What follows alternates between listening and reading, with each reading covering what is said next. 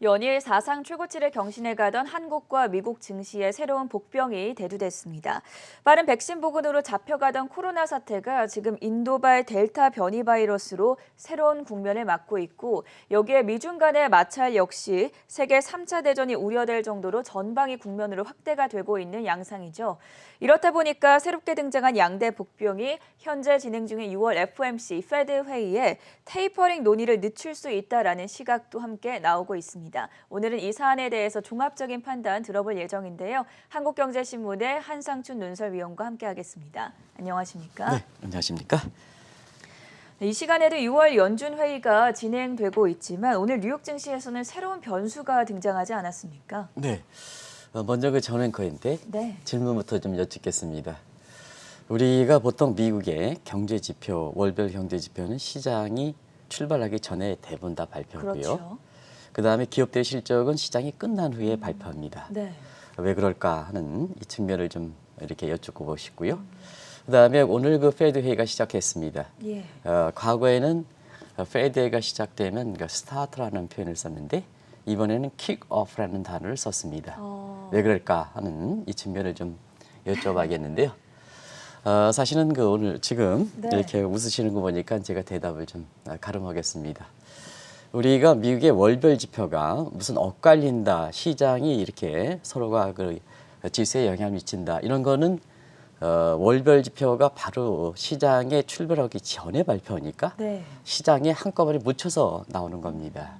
그래서 세부적으로 뭐 산업 생산이 좋게 나왔기 때문에 예를 들어서 물가가 안 나오게 나왔기 때문에 그게 업종별로 이렇게 지수의 스타트부터 이렇게 된다는 걸 말씀드리고 그 이유를 좀 말씀드리는 겁니다.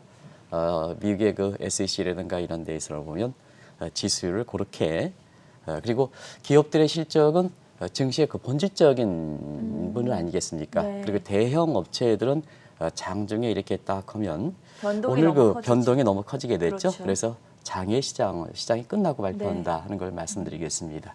그래서 세부적인 지표가 종목별로 그때그때 장중마다 이렇게 바뀌었다 하는 이런 표현을 좀 이렇게 우리가 자제해야 된다는 걸 말씀드리고 두 번째는 그 페드 회의가 스타트라는 표현을 쓰지 않고 킥오프라는 단어를 이번에 왜 이렇게 썼을까 하는 측면에서는 우리가 킥오프는 축구 경기에서 시작이 되죠. 그렇죠. 뭐 결혼식에서 테이프를 꽂는 것도 킥오프라 이렇게 되는데 다른 뜻을 한번 보면 지금 한번 네이버를 한번 찾아보시겠습니다. 갑자기 버럭 화를 낸다는 뜻도 있습니다. 버럭 화를 낸다. 그다음에 갑자기 난폭해진다는 톤을 가지고 있습니다. 네. 한번 네이버를 한번 치워보시기 바랍니다. 그래서 갑자기 버럭 화를 낸다. 제가 가끔 그 방송 중에 버럭 화를 내죠. 이런 측면이든가 아니면 갑자기 난폭해진다 하는 이런 점에서 이번에 그 페드회에서 스타트라는 표현을 쓰지 않고 킥오프라는 단어를 쓴다 하는 이 말씀을 드리겠습니다.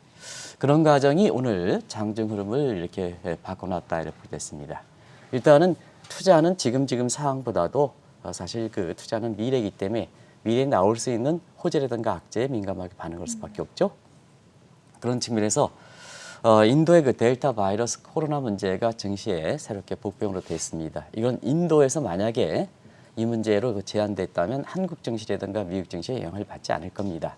근데 지금 WHO에서 우세종이 될 것이다. 하반기에는 우세종이 될 것이다. 네. 세계 지금 74개국에서 지금 그 인도 델타 코로나 바이러스가 나오고 있는데요.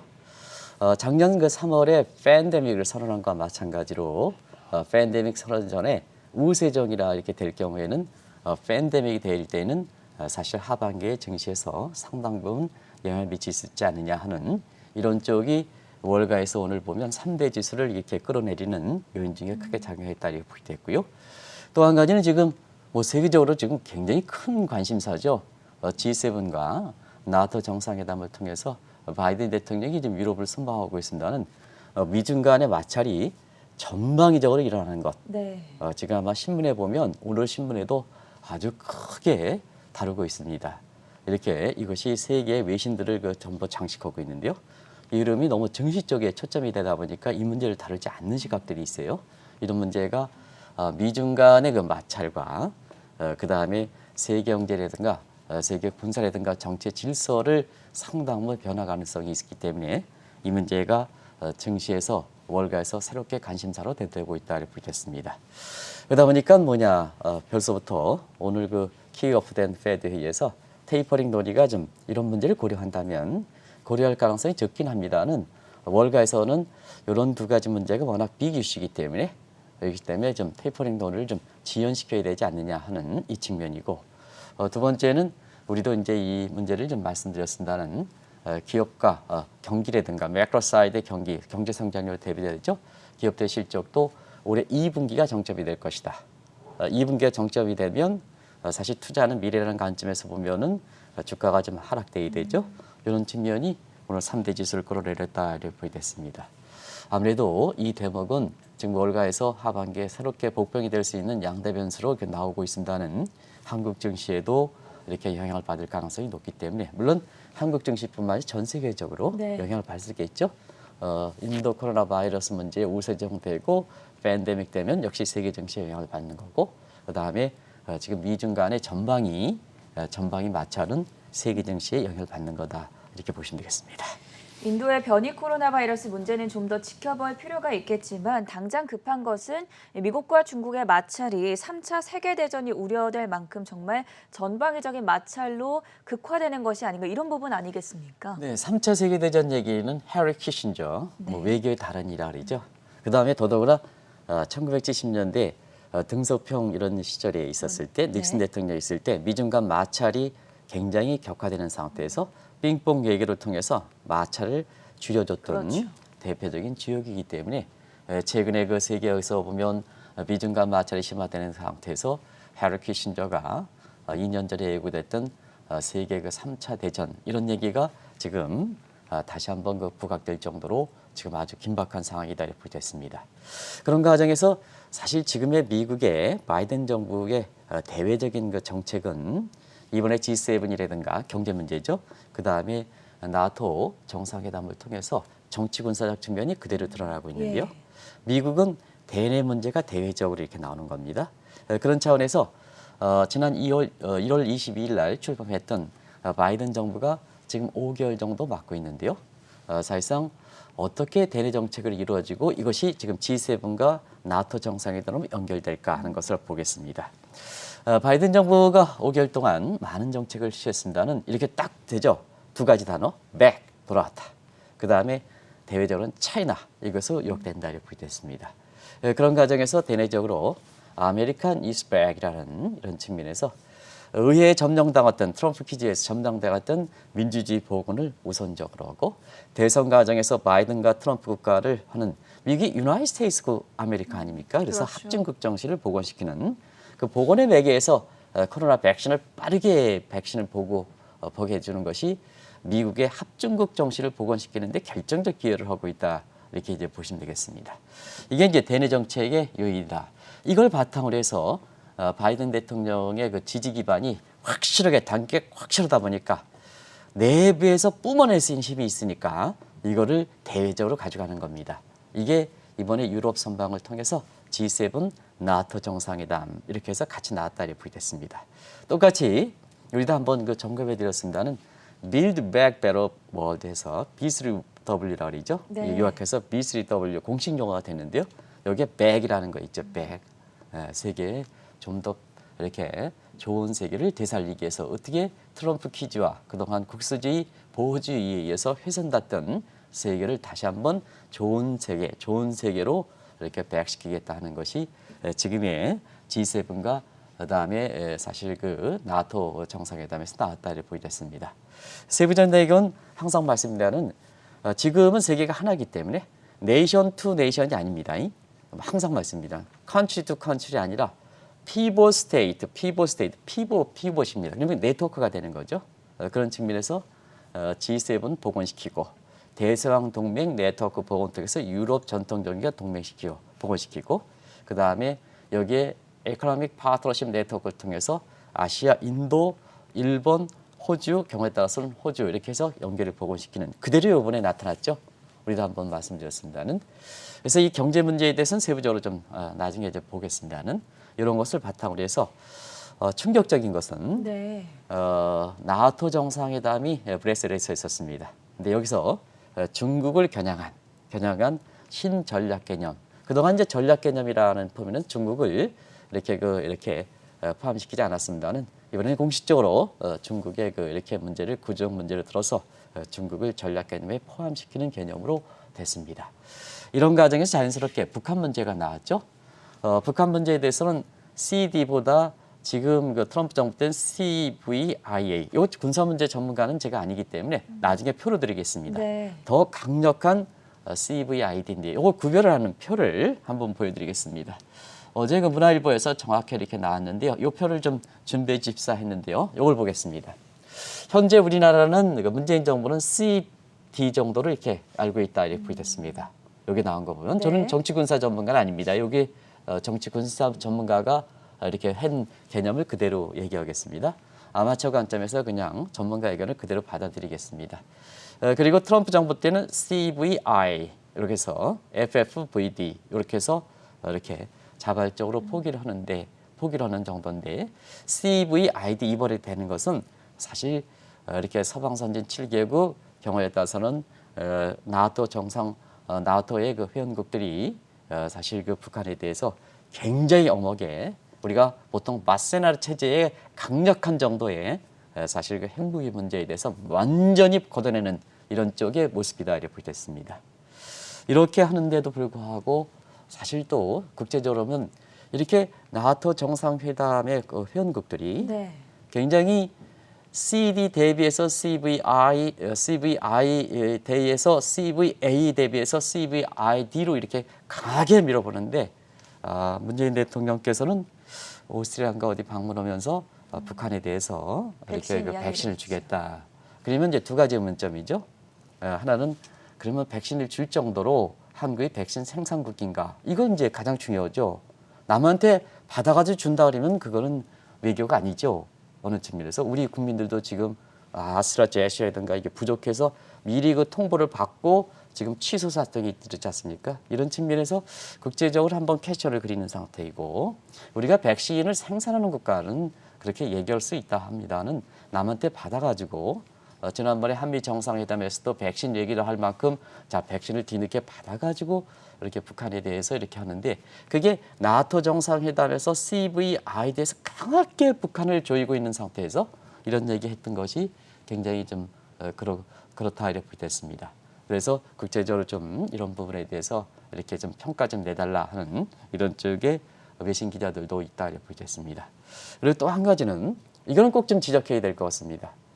우리가 모르긴 몰라도 이번에 회담에서 우리가 파악하기에는 그렇진 않는데요.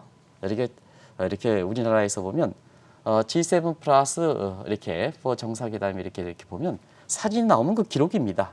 기록인데 왜 한 사람을 잘라서 남아프리카 공항을 잘라서 한국이 마치 세계 중심국이 됐다 이렇게 얘기한 그 정부에서 그렇게 얘기한 거는 국제적으로 아주 천국입니다.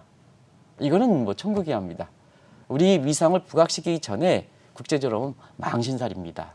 이런 게 현 정부의 정부에서 이게 나타났다는 것은 한 번 정도는 이 정부를 비판하는 것보다도 우리 정부는 우리 후손 세대들이 국제적으로 가야 되는 아주 공존의 길을 모색해야 되지 않습니까?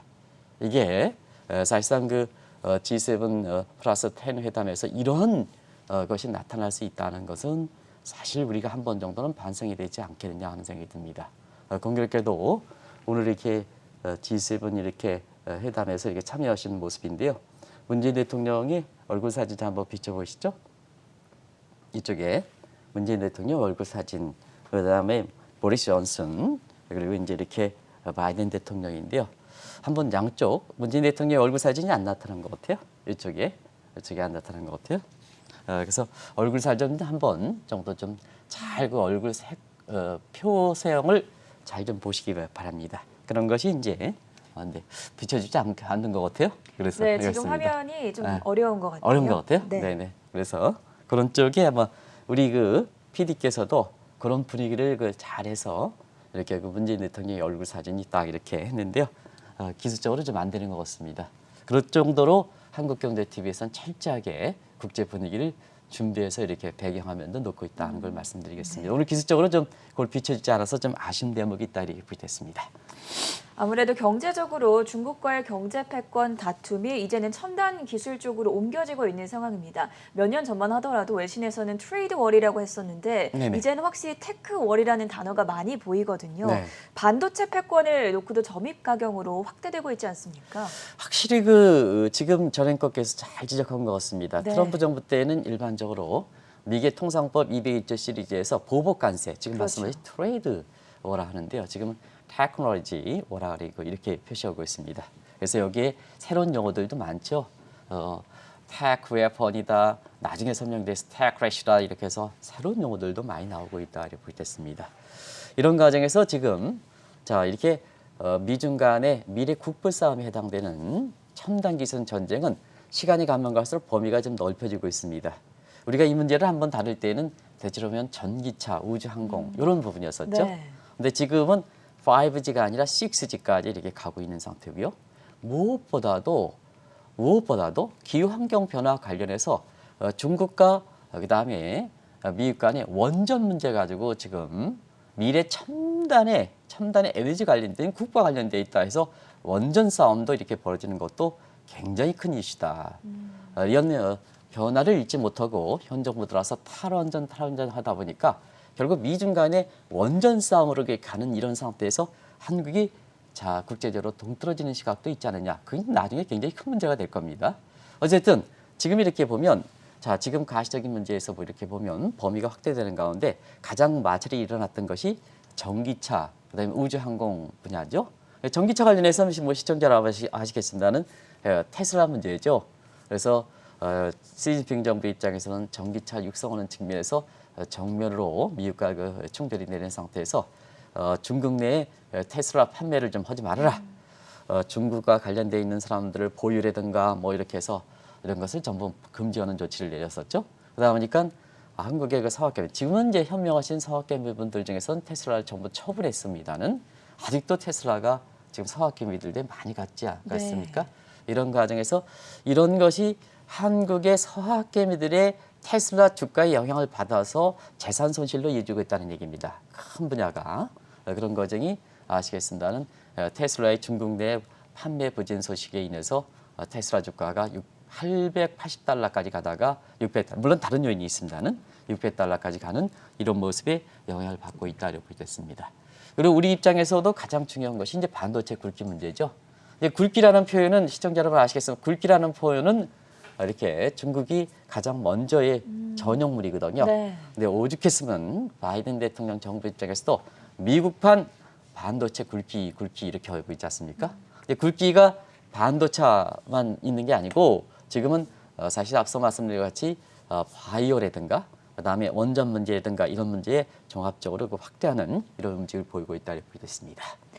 바이든 정부가 추진하고 있는 반도체 굵기 구상은 이전과는 비교했을 때 새로운 어떤 내용들이 담겨 있었을까요? 첨단 기술 전쟁과 관련해서 네. 미중 간 벌어질 때 사실 그 시나리오 로드맵이라는 게 있거든요. 로드맵이 가장 이렇게 닥치는 확정적으로 돼 있는 것이 아마 네. 반도체가 아닌가 생각합니다. 우리가 전기차도 있을 수 있었고 아까 우주항공도 반도체도 있고 우주항공도 있을 거고 6G도 있을 거고 원전도 있는데요. 네. 지금까지 이렇게 반도체 관련된 미국의 반도체 굵기 로드맵이 나온 것은 아마 반도체 분야가 아닌가 생각합니다. 이 대목을 다시 한번 비춰주는 것은 나머지 분야도 이런 로드맵을 설정해서 중국을 억제할 수 있다는 얘기입니다. 그런 과정에서 한번 이 문제를 다시 한번 보겠습니다. 반도체 그룹의 컷오프를 구상 한번 보겠습니다. 사중적인 합중주 형태의 구상이라고 그러죠. 일단 퍼스트랙에서 통상법 232조. 대부분 다 232조는 군사 목적이죠. 우주항공, 원전 다 군사 목적이죠. 6G 군사 목적이죠. 이번에 G7과 나토 정상회담 때문에 그대로 드러났지 않습니까? 그래서 미 통상법 시리즈를 자꾸 말씀드리는 것은 201조, 232조, 301조, 슈퍼 301조, 스페셜 301조 이런 걸 좀 말씀드리는 것은 바로 이런 것을 좀 이해하기 위해서 그렇습니다. 다소 좀 어렵다 하시더라도 그런 걸 좀 그래서 232조는 뭐든지 군사 목적과 결부되어 있다 이렇게 보시면 되겠습니다. 그래서 이런 쪽의 모습이 지금 나타나고 있고요. 세컨드 트랙은 반도체 가치 사슬을 미국으로 편입되는 겁니다. 그래서 나머지 분야도 전부 가치 사슬을 미국의 중심으로 두지 않겠느냐 하는 이런 쪽에 나올 수가 있겠고요. 그 다음에 지금은 세계가 네이션 투 네이션, 컨트리 투 컨트리가 아니라 피봇 스테이트 경쟁이라 할 만큼 세계가 레벨 플레이닝 필드 됐죠. 세계가 원 월드, 죄송합니다. 원 월드, 원 이코노미 그럼 이렇게 되죠. 이런 시작이기 때문에 피봇 스테이트입니다. 그래서 항상 미국만 해가지고는 안 됩니다. 동맹국과 같이 협조를 해야 되는 거거든요. 네. 그래서 군사 문제다 보니까 마세나 체제의 규범화. 이번에 나토 정상회담에 그대로 드러났지 않습니까? 이런 문제. 그리고 무엇보다도 국가 차원에서 이렇게 하면 지금 기업 권력이 높지 않습니까? 그죠? 기업 권력이 높다 보니까 만약에 이렇게 첨단 기술 테크놀로지 하면 거기에 첨단 기술에서 보면 협력을 안 하게 되거든요. 그게 테크놀로지 플러스 레시오에서 크래쉬해서 이게 최근에 여기에 나온 나중에 뭐 설명드리겠으면 테크래쉬라는 단어거든요. 지금 구글이라든가 이런 데서 세금 문제 이렇게 최저세를 한다니까 반박하는 거거든요. 이게 첨단 기술을 하는 테크놀로지 플러스 크래쉬라는 여기서 크래쉬는 이 CRA가 아니라 LAS체로 표시한다 이렇게 보여졌습니다. 여기서 첨단 기술 기업들이 반발하는 거죠. 네. 그러다 보니까 뭐냐, 요거까지 수용한다 하는 측면에서 자 민간 차원에서 기업 권력이 국가 권력이 우월한 만큼 기업들을 다스려야 되거든요. 국가만 나서는 게 아니라 과거처럼 국가 나서면 민간 따라 하는데 지금은 구글이라든가 이런 게 워낙 커졌으니까 협력을 구한다는 의미입니다. 그래서 반도체 협력 네트워크 구축입니다. 이런 네 가지 구상이 나머지 분야도 올 수 있다. 특히 원전 분야도 올 수 있다는 것을 다시 한번 문재인 대통령 정부에서 관련돼 있는 사람들, 관련 사람과 한번 주목하실 필요가 있다 이렇게 보겠습니다. 이런 쿼드러플 구상에 의해서 지금 아우타키 자급자족적 체계가 가는 것이 사실 그 미국의 모습이다 이렇게 보겠습니다. 그래서 아시겠습니다는 얼라이언스 밸류 체인 다들 용어 익숙하시죠?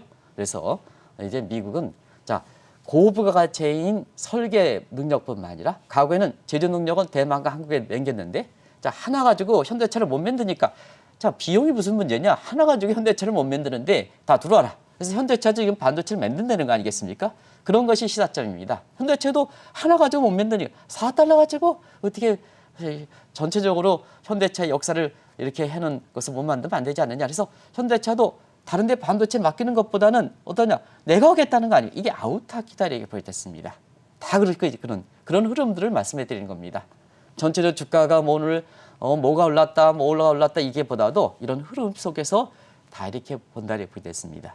그래서 뭐냐 이런 것을 지금 이제 밸류 체인 구상을 아우타키 구상은 이미 확정대로 나온 게 배터리, 휘도류, 그다음에 제약과 같은 의약품 이런 바이업종들인 네. 이렇게 가치 사슬, 저희 얼라이언스 밸류 체인 문제가 나왔죠.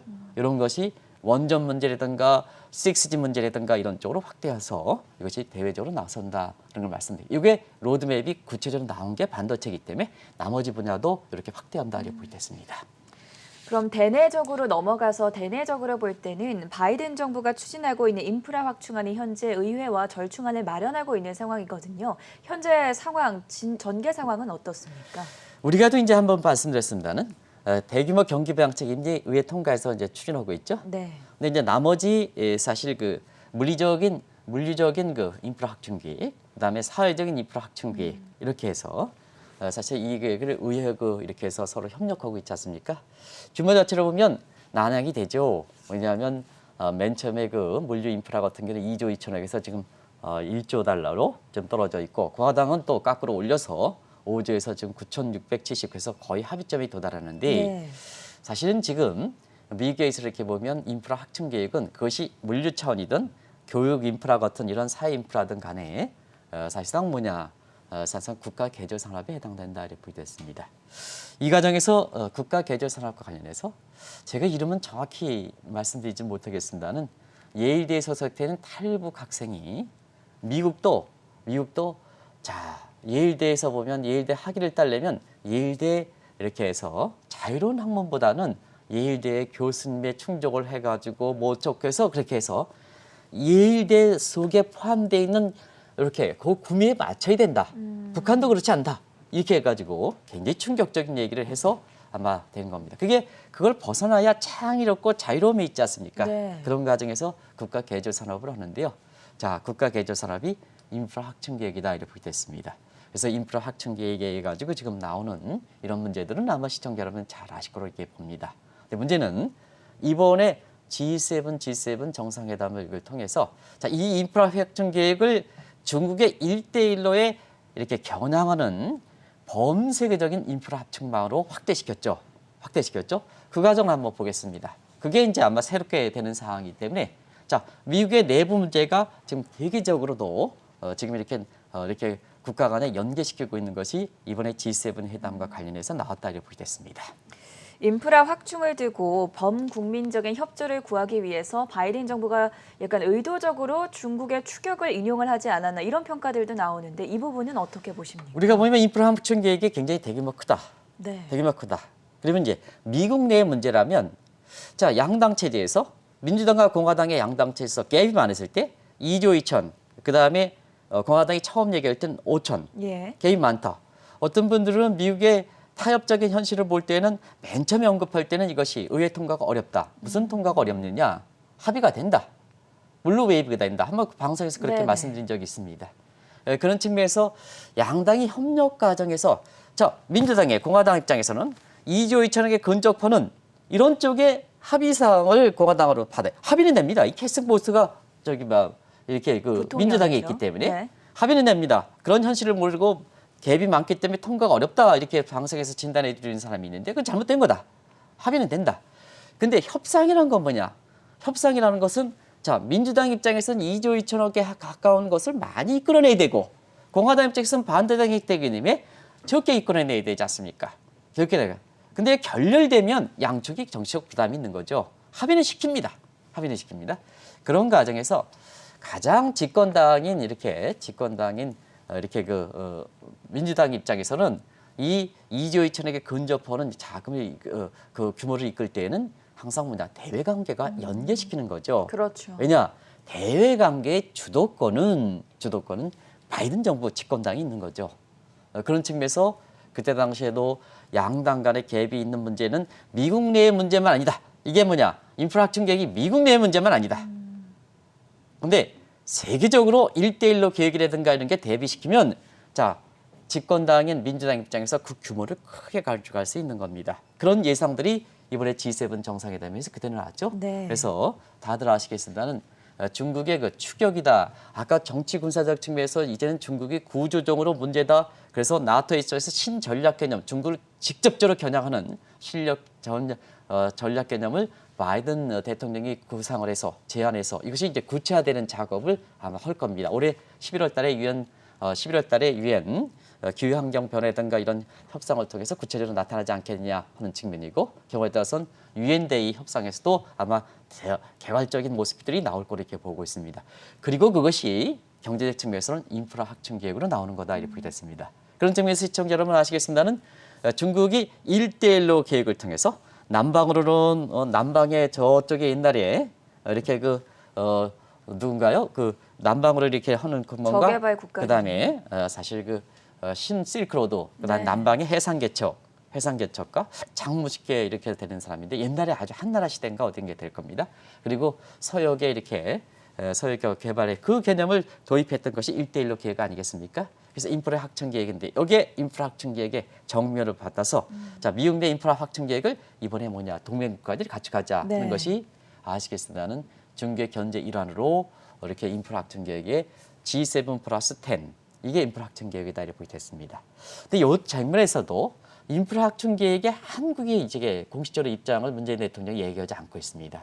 이렇게 해서 경제적 측면에서는 대부분 다 G7 플러스 호주라든가 인도라든가 남아프리카국은 여기에 전격적으로 지원하겠다 하는 입장에 대해서 우리는 사실 그 입장을 밝히지 않고 있어서 앞서 말씀같이 나토 정상회담에 지금 옥죄는 CVID 옥죄는 측면에서 느닷없이 생산국인지 아는데도 불구하고 백신을 북한에 공급하겠다는 것도 국제적으로 문제였었고 그다음에 이렇게 강하게 중계 1대1로 계획에 대해서 미국판 1대1로 계획이라 하는 부분에 참석자들이 다 이렇게 얘기하는데 사실 여기에 입장을 하지 않았던 것도 사실 우리 입장에서는 우리가 좀 중국과 미국의 입장에서 선택할 수 있는 한반도 운전을 할 만큼 선택할 수 있는 게 있느냐? 그렇지는 않다는 얘기입니다. 우리가 이렇게 운전하려면 힘이 있어야 되지 않습니까? 그럼 우리가 그만큼 주력 국가로 양국 간의 이해관계가 높은 상태에서 한 달 반 온전한 원이 나오는데 초기서부터 이것은 잘못된 거다는 걸 말씀드렸지 않습니까? 그런 측면에서는 상당 부분 이런 대목이 한국 경제라든가 한국 증시에 어떤 영향을 미칠까 하는 것이 하반기에 굉장히 국제관계에서 주목하실 변수가 있다는 걸 말씀드리겠습니다. 아마도 올해 잭슨홀 미팅 전후가 되지 않을까 싶은데요. 페드가 디지털 달러와 로드맵을 공식적으로 발표를 한다면 미국과 중국의 경제 전쟁이 또 디지털 통화 경쟁으로 본격화될 가능성에 대해서는 어떻게 보십니까? 네, 지금 이제 오프라인상의 네. 군사적 측면, 그다음에 오프라인상의 이렇게 그 반도체 굴기라든가 아니면 우리가 앞서 말씀드린 같이 여러 첨단 분야 기술들. 첨단 기술 전장과 인프라 확충 계획을 네. 했습니다. 그러면 이제 지금의 새롭게 되는 것이 하나는 지구의 오프월드가 되는 거죠. 우주 항공 계획이 되는 거고, 그다음에 사실 그 새로운 체제에서 온라인 모바일 상에 이렇게 경제가 올라가지 않습니까? 지금 그러다 보니까 거기에 결제 통화 시스템의 경쟁이 벌어지는 거죠. 그래서 온라인, 오프라인, 온라인 모바일 상에 올라가는 이 게임이 첨단 기술 전쟁이고 여기에 여러 가지 그 결제가 돌아가니까 여기에 결제 통화하는 것이 바로 이렇게 디지털 통화 경쟁이다 이렇게 보겠습니다. 이 문제는 그 두 차례 말씀드렸기 때문에 일단 중국이 주도권을 갖고 있다. 디지털 위안화 잘 정착되고 있죠. 그런데 자 우리가 잭슨홀 미팅 8월 전후에서 페드가 디지털 달러에 대한 로드맵이 나올 겁니다. 지금 연구가 다 끝났습니다. 다 끝나기 때문에 바로 갈 수가 있습니다. 그래서 이렇게 중국과 미국 간의 디지털 위안화와 디지털 달러 간의 새로운 기술적 통화 전쟁이 일어나지 않겠느냐 이렇게 보고 있습니다. 이 문제는 계속해서 말씀드렸기 때문에 여기서 간단히 요약하겠습니다. 저희가 오프닝 앞쪽에서 잠깐 이야기를 나눠봤던 헨리 키신저 닉슨 시대의 전 국무장관을 다시 소환을 해서 3차 세계대전 경고에 대해서 조금 더 자세하게 살펴주시죠. 네, 저는 그가 헨리 키신저를 소환한다 그러니까 제가 깜짝 놀랐습니다. 네. 가뜩이나 이게 분위기가 지금 상당히 안 좋은데 소환이라는 말이 굉장히 좀 저는 그가 굉장히 힘이 세신 것 같습니다. 다시 한번 이야기 나눠볼까요? 어쨌든 미국에서도 이렇게 소환이라는 전 앵커 이렇게 입을 통해서 소환이라는 말감 이 문제가 뭐 지표 자체가 뭐 오늘 생산자 물가가 6.8% 높게 나왔어 이런 것보다도 사실 증시적 측면에서는 아마 시청자분도 제가 자세하게 시간이 짧기 때문에 이렇게 설명을 못 드립니다는 내부적 내용들이 굉장히 크거든요. 그런데요. 근데 미국에서 하반기에는 이런 문제, 국제관계 이런 문제가 미중 간에 어떻게 나타날 것이냐 하는 측면이 사실은 헨리 키신저가 2년 전에 경고했던 뉴 이코노미 클럽에서 경고했던 한국경제TV에서 이렇게 자세하게 진단해 드렸습니다. 이분의 인물대미라든가 뭔가 해가지고 전부 또 미국과 중국의 지금 마찰 과정에서 1970년대 덩샤오핑이 나왔을 때 이때 핑퐁 외교 중지에서 했었던 그런 사항에 재현되는 사항에 대해서 얼마큼 중요한 역할을 했던가도 정확하게 진단해 드렸습니다. 자세하게 진단해 드렸습니다. 나중에 이제 한 번 더 시리즈를 갖고 한번 말씀드리겠습니다. 내일 페드회에서 그냥 예상한 대로 아무런 변화를 주지 못할 때는 사실 이렇게 제3차 경고했던 헨리 키신저 내용이 새롭게 변이되는 상황에서 다시 한번 이 문제가 중요하기 때문에 더 상세하게 좀 말씀을 드리겠고요. 네. 그렇지 않다면 금요일 정도에 좀 말씀드리도록 하겠습니다. 내일은 페드 회의의 결과를 좀 해설해보고요. 변화가 있다면 그런 측면에서 비단 지금의 상황이 2차 세계대전 직전 상황과 비슷하다 해서 3차 세계대전 얘기가 나오는 거거든요. 그런 각도에서는 경제학자 중에서는 폴크만 교수도 지금의 상황이 2차 세계대전 이후에 내지는 직전 상황과 비슷하다 하는 측면에 얘기가 나오고 있습니다. 이것을 가름해서 내일이 될지 금요일이 될지 한번 이 문제에 대해서 어떻게 전개될 건가 하는 이 측면을 좀 말씀드리도록 하겠습니다. 네, 우리 시간으로 내일 새벽에 공개될 6월 페드의 FOMC 회의 결과를 앞두고 오늘 새로운 복병으로 대두되고 있는 두 가지 이슈에 대해서 자세하게 알아봤습니다. 인도발 델타 변이 바이러스와 함께 그리고 3차 세계대전 우려가 나올 정도로 미중 마찰이 격화되고 있다는 점 자세하게 전해드렸고요. 지금까지 한국경제신문의 한상춘 논설위원이었습니다. 고맙습니다. 네, 고맙습니다.